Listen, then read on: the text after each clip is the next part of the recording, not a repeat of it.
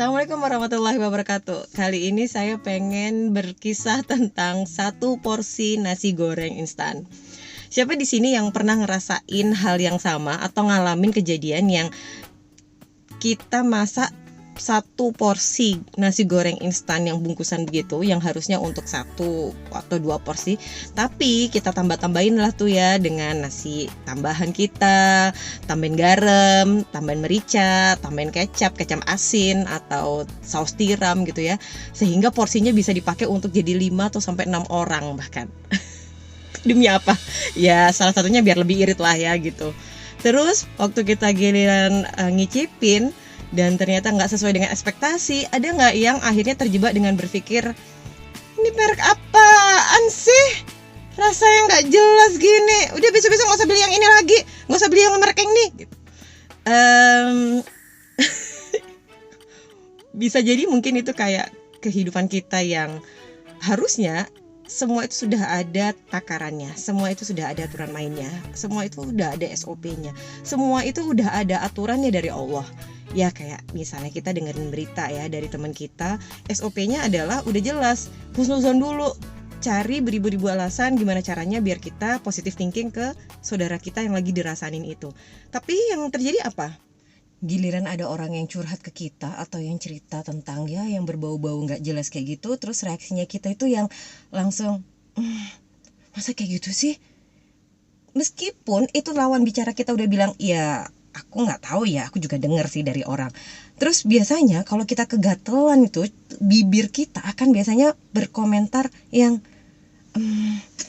kalau misalnya sampai itu beneran, aduh tega banget ya cowoknya ya. Terus belum lagi kalau misalnya kita nambahin, padahal loh ya, itu kan si cowok itu dulu awalnya gak mampu loh orangnya, kok bisa-bisanya dia selingkuh. Terus yang denger jadi akhirnya bilang, hah masa sih dulu orang gak mampu?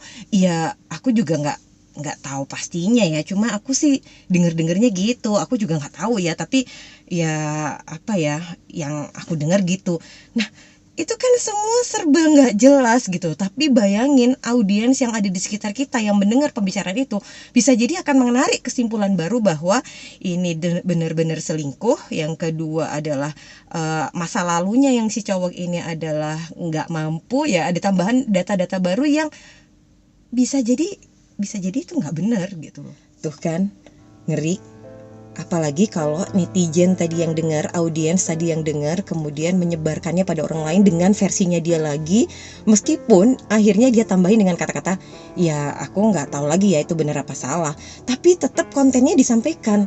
Dan yang terekam di otak rata-rata orang yang mendengarkan adalah, padahal inti cerita, kata-kata, ya aku nggak tahu ya itu benar apa enggak, itu biasanya udah langsung kayak nggak ada aja gitu.